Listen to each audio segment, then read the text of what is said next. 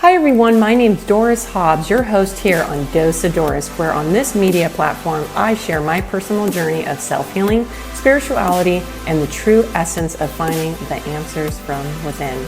In each episode, I share a powerful dose of inspiration designed not only to uplift you, but to help you cultivate a mindset aligned with your soul's true purpose.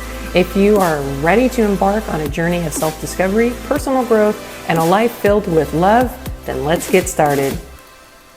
On this week's episode, I have a question for you. Are you reading on God or with God? Two very different things, and I'm going to explain in this episode why. It's absolutely essential as a believer to wait with God and not get ahead of Him. As many of you know my story, I had to learn the very hard way. So let's talk about good old LA.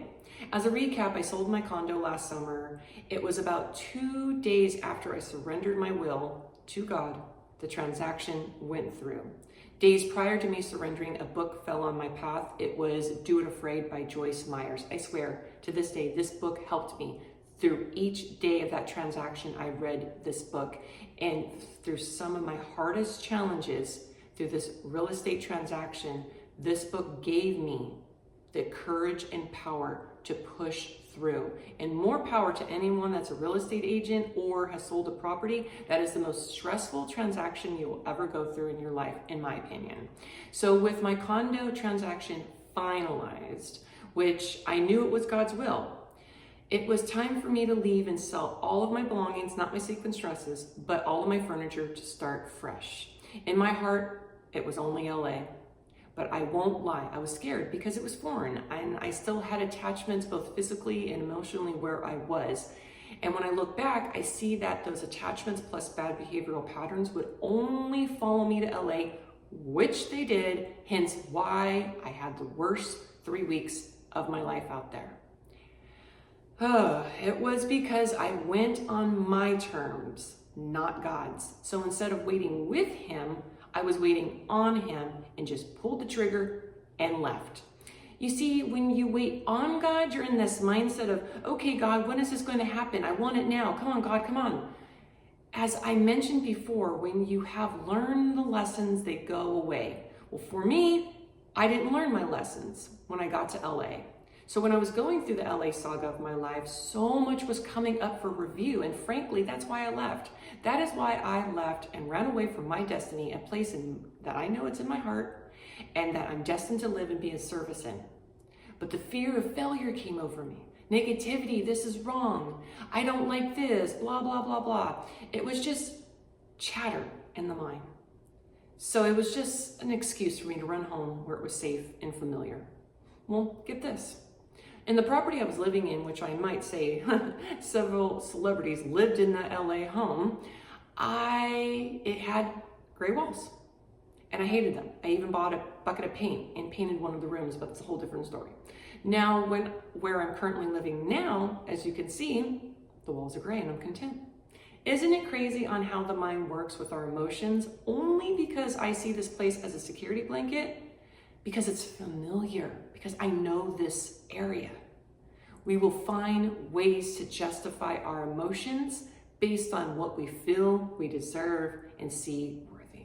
So with me back here now about 8 months, I have allowed God to renew my mind and see that it's essential now to wait with Him, allowing things to purge and let go of what's not serving me. Hence why I've done so many videos on letting go lately.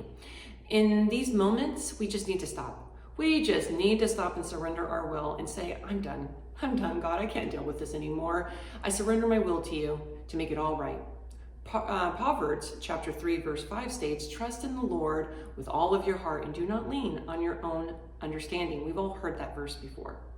And it's very important to continue in that faith. So this is how I look at it. This is how I look at everything. God places 3 P's in your life. First is the promise in your heart. That is the end result. That is where the waiting with Him comes into play. And in the meantime, you're being prepared for the promise, then you are promoted. But you must keep on doing the preparation work to get to this point. But some people might say, Doris, I'm late. I need to get going because X, Y, and Z is doing this and they have this and I don't have this. wait. Have you ever thought that they are running their own journey, their own race that God has designed for them? This isn't your race.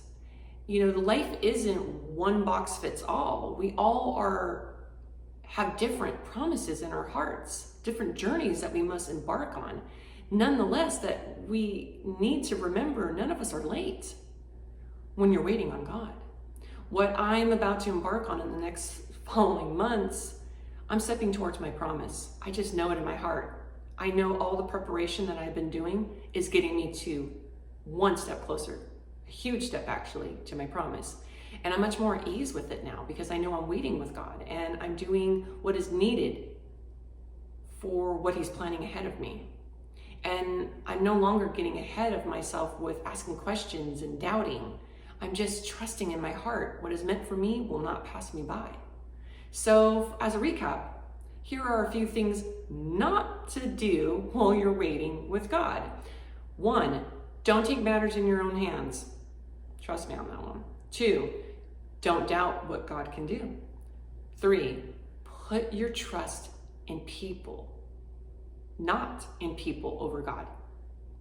Put your trust not into people over God. That is so big. Because when you go outside of God for the answers, meaning like tarot card readers, which are just false prophets in disguise, it doesn't give you the answers that you're seeking. It actually gives you miscommunication. So just open your Bible, journal, light some sage, trust, trust, trust. 4, let go and let God. Obvious. 5, trust what God put in your heart.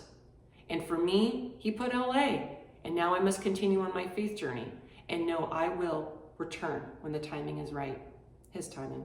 And lastly, 6, be brave to come to Jesus with your faith. Just be faithful. Come with faith. Find some type of faith that you believe in. And I think many of us need to become a part of a church community, read the Bible, or just sitting in your room and praying and talking to God Himself. And in some of those moments have been the most profound moments in my life where I've gotten so much insight and empowerment. So trust me. Trust me when I say God will come. And if you don't believe me, and if you don't believe me, watch episode 187. Because blessed are those who have not seen, but yet believe. I trust this week's episode has been beneficial for you. Thank you for tuning in. If anyone is interested in collaborating, please don't hesitate to send me a message. You can find my contact details below. And until we meet next time, remember to always stay glamorous.